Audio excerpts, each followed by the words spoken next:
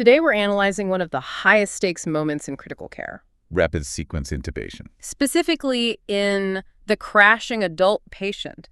Every provider watching this has, stood at the bedside wrestling with the choice of induction agent. And for so long, that debate has really centered on two drugs.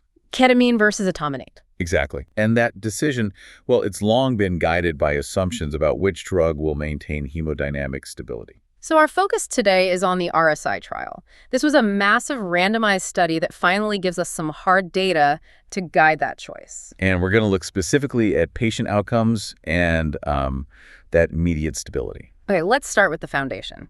Who exactly was studied and where were they? I mean, we need to know if this population matches the patients you see every day. Well, this was a huge undertaking. They included 2,365 critically ill adults.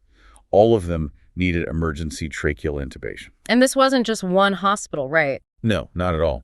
The trial spanned 14 different United States emergency departments and intensive care units, so you get a really broad representation. And what about their conditions? We often reach for ketamine when the patient is already circling the drain. They absolutely captured that.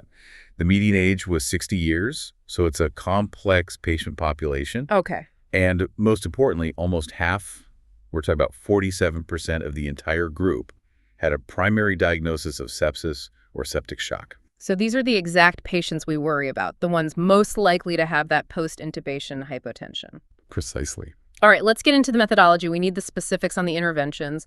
What were the median doses they used? Sure. So in the intervention arm, the patients got intravenous ketamine. And the dose? The median dose given was 1.6 milligrams per kilogram. Pretty standard. And the comparison, Etomidate. The comparison group received Etomidate intravenously, and that was given at a median dose of 0.28 milligrams per kilogram. Okay, so here's the big question for us as evidence consumers.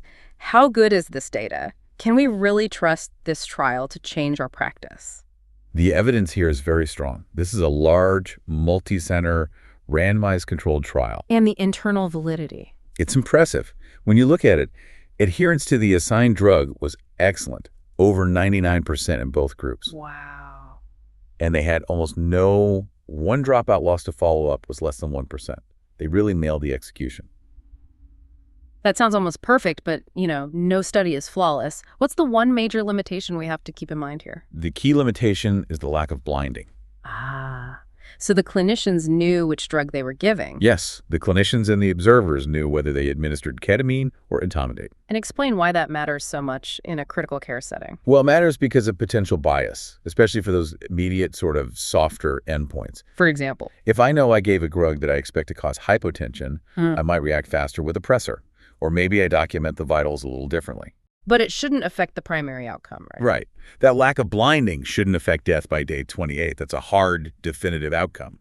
But it could influence the secondary outcomes. Especially the ones tied to immediate procedural complications. Exactly. That makes sense. And we also have to remember the study explicitly excluded trauma patients. That's a key point. So you cannot immediately apply these findings to, say, a critically ill patient with hemorrhagic shock. The generalizability there is limited. Okay, let's move to the results. The study is robust. What was the ultimate measure of success or failure? The primary outcome was pretty straightforward. In-hospital death by day 28. This tells us which drug, if any, helps people survive. That's the goal. For decades, we've hoped one of these would be superior for survival, especially in the sickest patients. So, did ketamine finally prove itself superior? It did not. The major finding is that there was absolutely no significant difference in hospital death by day 28 between the two groups. So it was a tie? Essentially, yes, a tie. Let's nail down the hard numbers on that. Okay.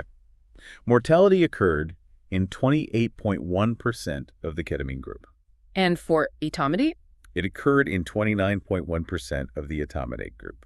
So a difference of just 1 percentage point? Barely anything. Statistically, how certain are they that this difference is, negligible? The statistical analysis confirms it. The adjusted risk difference was a negative 0.8 percentage points. Meaning ketamine was slightly lower, but not significantly. Right. And the key is the 95% confidence interval.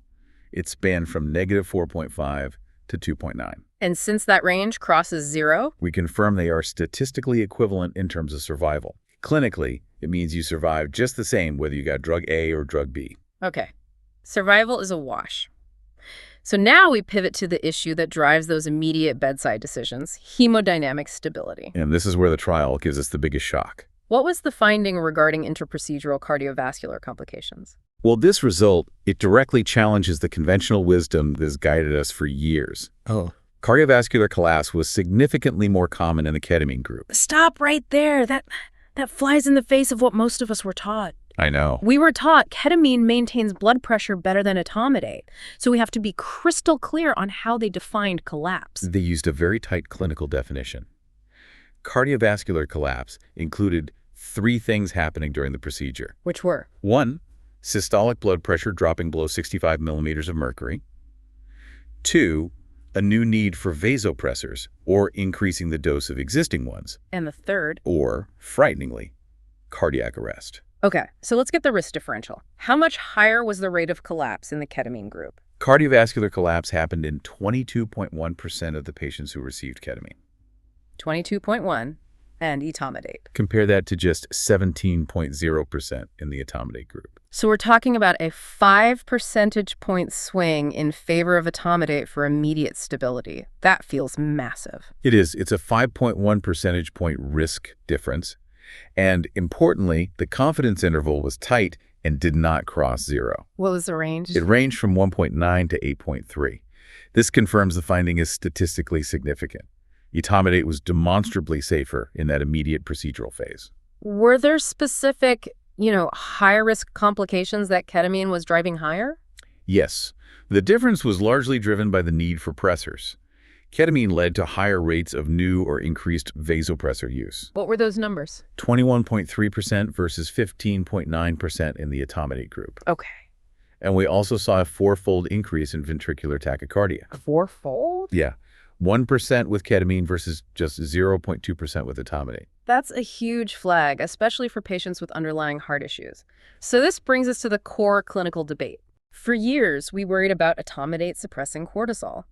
Given that mortality was equal and ketamine caused more immediate harm, how do we view that cortisol effect now? I think the trial provides a powerful answer. Yeah. The theoretical risk of that transient adrenal suppression from etomidate does not appear to translate into increased mortality. At least not when you compare it to ketamine. Exactly. We have been agonizing over a risk that, in this context, seems clinically irrelevant to survival. So the immediate identifiable cardiovascular risk of ketamine just plain outweighed the theoretical delayed risk of etomidate. Precisely. We need to shift our focus from a theoretical biochemical risk to the immediate measurable clinical danger we're seeing right at the bedside. This trial directly challenges the foundation of guidelines that favored ketamine for hemodynamically unstable patients. It really does. But the data shows the instability was worse in a specific group, correct? Absolutely. The higher rate of cardiovascular complications with ketamine was most pronounced in patients who are already on vasopressors at baseline. And in the septic patients. And those with sepsis. This is the ultimate irony. We were reaching for ketamine in the sickest patients to protect them. And the data shows we were likely putting them at higher immediate risk. We were. So what does this all mean for the clinician at the bedside right now with that septic, hypotensive patient? The mandate has changed. You now have to weigh the much higher measurable risk of immediate cardiovascular collapse with ketamine against the transient adrenal suppression from etomidate. And the data suggests? The data suggests that etomidate provides a smoother, safer path through the procedure itself and with no penalty on long-term survival. We have been given permission to, trust etomidate's stability again. So to sum it all up, the RSI trial delivers strong, high-certainty evidence that ketamine offers no survival advantage over etomidate. None at all. And in fact, it carries a significantly higher risk of immediate cardiovascular collapse during emergency intubation in these critically ill adults. And this leaves us with a final thought for you to explore. If ketamine is associated with more immediate instability than etomidate, even in hypotensive patients, does this evidence now make etomidate the default agent for rapid sequence intubation across all critical care populations, regardless of their initial blood pressure? That is the question this data forces us all to answer.